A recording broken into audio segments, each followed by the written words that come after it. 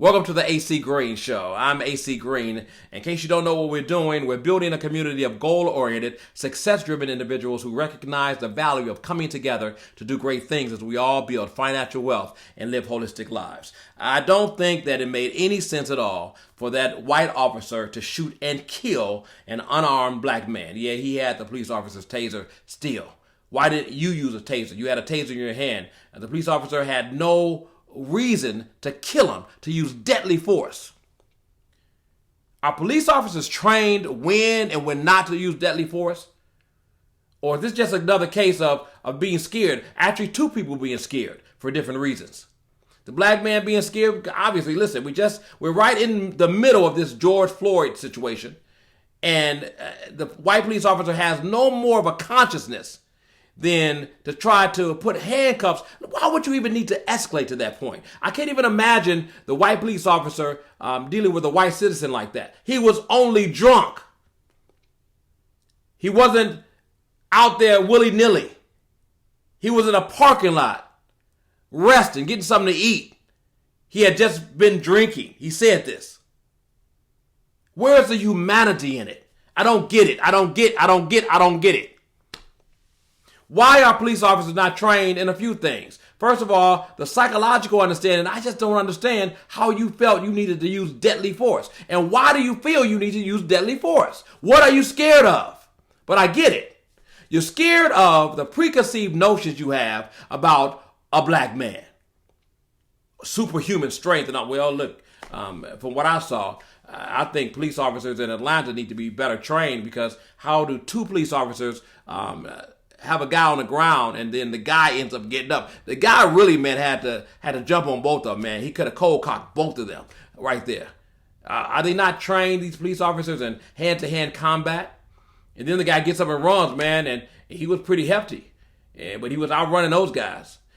See, when a white cop sees all this and with a black man, they think Superman and got to take him down by any means necessary.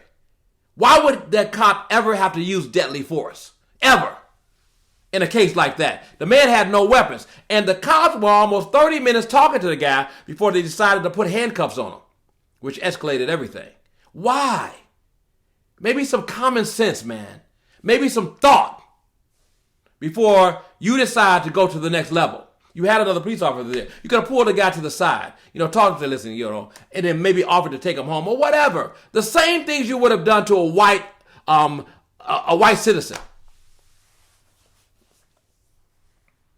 It makes no sense that we have to deal with it. I don't even think that culturally, quite frankly, I don't think that policing should be done like it's being done. I mean, it's getting too bad. Think about it. Could I go into Chinatown, any Chinatown around this country, and be an effective police officer if I don't know the culture? If I don't know the language and the culture and the sub-languages and, you get what I'm saying? Could I do that effectively? I could not. If I don't know the idiosyncrasies of the people in those communities, could I effectively do it? I could not. So whoever's dispatching these officers and training these officers and doing roll call on these officers, how do you send them into certain communities? With no more sensitivity than that. And even though the brother took the taser from the officer, think about it. The other officer, the one that was chasing him, he had another taser. Why could he use a taser? Why did he have to use deadly force? White officers will not use deadly force on their own kind. They're not. They're going to find every way possible to do whatever they need to do to apprehend the person. He had his license. Go pick him up at home. Whatever you got to do. You have his car right there. Why did you have to use deadly force? And then, I see all the comments about white folks. Let me tell you something. If you're out there, you're white. Maybe you don't get it. You don't understand. But if you are black in this America, I'm 58 years old. If a police officer comes up behind me right now, I'm going to get nervous. Not because it's a police officer, it's because of the relationship I know white police officers have with black citizens. I know it already. I'm already going to be nervous. So in this case, you have the case of two men scared for two different reasons. The black man scared because of the history of white officers and black men.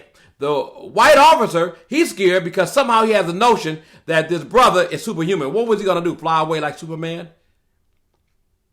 He was right in front of you. You had to shoot him in the back? It makes no sense. The humanity is not there. This white officer talked to this brother for about 30 minutes before he decided to handcuff him, and the tussle ensued. How could you talk to somebody for 30 minutes? You connecting with them, and then all of a sudden think about using deadly force against them? That's a lot. And then we have to stop buying into the narratives of the white theorist when you don't understand it from the black man's perspective at all. Like me trying to go in Chinatown and police Chinese people. There's some things I'm not going to know. Some idiosyncrasies I won't get. But I get it. White people believe, hey, I go read a couple of books on black folks, got them, no problem. It is a cultural divide that's taking place out here. And I'm telling you, this is not a fun time. This is not a good time. This is not a happy time. There needs to be some responsibility amongst the people that lead these police departments to make sure that they're putting culturally relevant officers in certain communities. Other than that, it doesn't make any sense. And now you wonder why the folks are talking about defund the police and abolish the police, because maybe it needs to be broken down and started all over again, because it doesn't make sense. Why would you use deadly force in a case like that? No more sensitivity to know we're right in the middle of the George Floyd situation. The brother here is unarmed. You know he's drunk. You know he's resting it off, sleeping it off, getting something to eat so he can put something in his stomach. You know this. It's a human thing. Why does deadly force have to come into it? You know, just because you have the power to do something doesn't mean that you use all of the power in it. You get what I'm saying? I mean, it's like, you know, trying to kill a fly with a cannon. You could do it, but why would you do that? A fly swatter will do. Just because something is right to do doesn't mean it's expedient to do. You see a fire in a crowded theater, it's right to holler fire. But is it expedient to holler fire in a crowded theater? At some point, critical thinking has to come. Do they teach police officers critical thinking? He's unarmed. He's drunk. He's sleeping it off. He's getting something to eat, put in his stomach. Easy to get, easy to understand. But not enough critical thinking. That's one thing. Two men scared for different reasons. The history of this country, the history of what we've been told, what we have experienced as a black man, black men, is all working in the guy's mind. And in that white cop's history too, man. Who knows what he had been told at the dinner table in his home growing up about black folks? Who knows what he has been trained outside of the official training about how to handle black people? Obviously, he used some theory to do what he did because he decided to use deadly force on a man that was simply drunk. And you wonder why they call him for the defunding of police departments. It's almost like, you know, it feels like you're being hunted.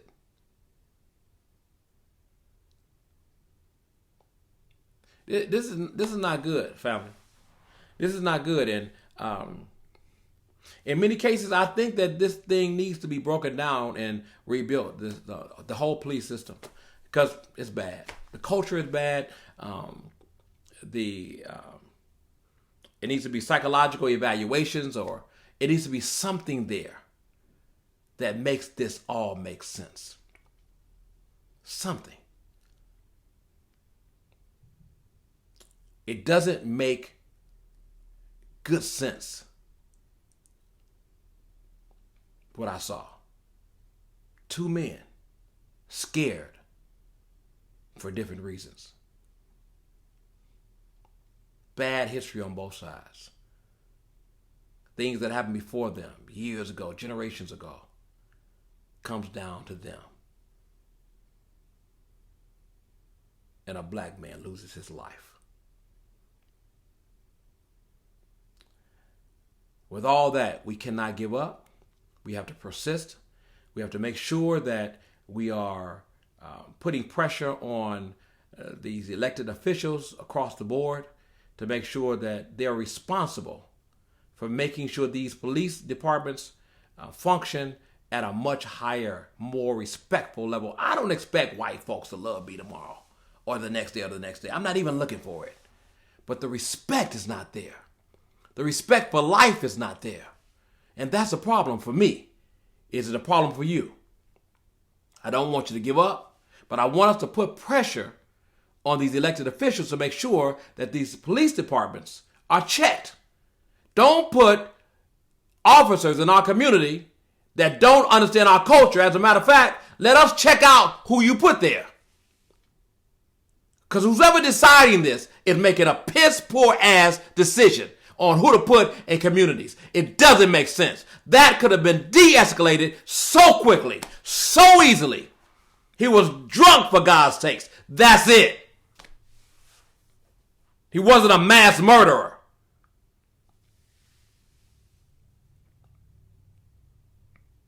Don't give up, family. It's all about community, so we're giving to each other.